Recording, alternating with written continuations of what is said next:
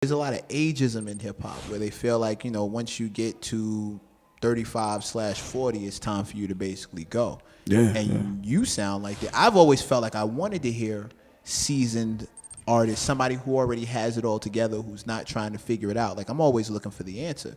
And the dude in the same position as me probably doesn't have it. Yeah. But maybe somebody with 10 years on me, 15 years on me, he's probably got that. But we don't have that perspective in hip-hop a lot. You know, it's funny. A lot of people wanted me to lie about my age and say how old I'm 35 now. It's funny you said that. I don't have no kids, so I probably look like 27 or something. So you had no kids and no wife. You know, you don't really get old fast. But and I live like how I want to live. So, but I mean, somebody 17 or 16, like I'm from a gang. My little homies 14, they look up to me. Right. My OG homies, I make them proud. So you really in a perfect age bracket right now. You don't, as a man, you probably don't hit your primes until your 30s. You know what I'm saying? You really start understanding. Because when I got in this game and I was 26, 25, man, we was gun tote. I wasn't even in the gang yet. We still was trying to get in, but we was idiots. You know what I mean? We was still full out gang banging.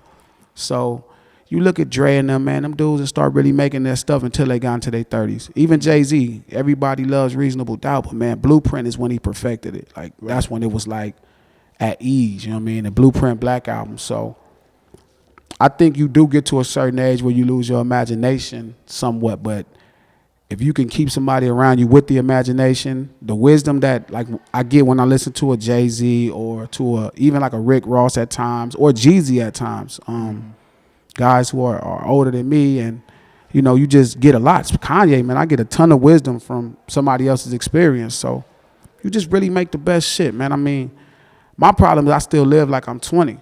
When you don't have kids and shit, like you buy cars when you want, you go where you want, you fly, you know, you fuck with the broads, you do whatever you want to do. So I really tend to always relate to younger people, but I always try my best to keep people around me with wisdom so, you know, I can hopefully get their age. I don't want to come up short, you know what I mean? Right. Long life would come to a short end. How about that? No children, no wife? Nah, none of that. None of that. You scared? Yeah, for sure. Okay. 100%. Scared? I'm 100% scared to have a kid, 100% scared to have a wife and all that. What's the scariest thought about having a kid? He could like Young Thug. And then like I can have a kid that I don't understand. Like I don't understand that what's going on. I don't understand, you know, if you gay or if you're not gay. I can understand if you're a gang member. You know, I don't understand. You know, that's the scariest thing to me, having a kid that look up to somebody else and then I'm having to deal with that and not knowing how to have anything else besides compassion. You know what I'm saying? Right. That's scary to me, the unknown. You know what I'm saying? And a kid is not like, you know, when I go do something like, if I go, you know, if I bust on somebody, it's different. It just happens to me. Right. You know, a kid, man, that's like forever. And it's like God serious, willing. you know what I'm saying? And I mean, I know a lot of people don't necessarily look at it like that, but a kid is serious. Like, I look at all the letdowns I caused my dad and my mom. Like, I'm like, oh shit, this could happen to me. You think you were let down to your parents? I mean, at this point, I'm cool, but I mean, man, at that time, you know, we was selling Sherm every day. We gangbanging every day. I mean, this ain't even that long ago. I could have went to college. I had great grades, you know what I'm saying? And I ended up becoming a full-fledged gang member, low riding, street racing, gun toting idiot.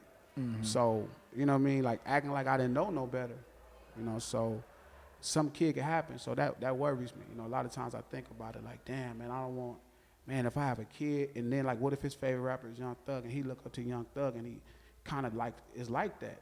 Like sometimes I look at Young Thug and I hear his talent, but then I'll be like, man, I wouldn't even know what to do if that was in my house. Like, how would I even, you know, how would I address this person? How would I talk to them? Somebody who told you that most of their clothes are girl clothes. Yeah, like that's another thing. So it's like, you know, you don't want to be a bigot. You don't want to hate it, but it's like, damn, you just don't understand it. So then you can only find a certain level of compassion. And it's like, I don't want to just operate from that level. I also want to operate from intellect and knowledge. You know, I've seen this before.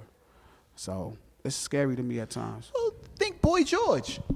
Yeah, I wouldn't want Boy George as a son, even with his accomplishments in music, because, I mean, I would be blessed. I'm his boy fucking George, but it's just scary, you know, watching that grow up. You know, Lord knows what if he become a gangbanger like me and then he don't make it and he get killed, then I got to bury him and you got to live with that type of shit. And you know, like I said, the unknown, usually I'm good at fear, but that kid thing is like,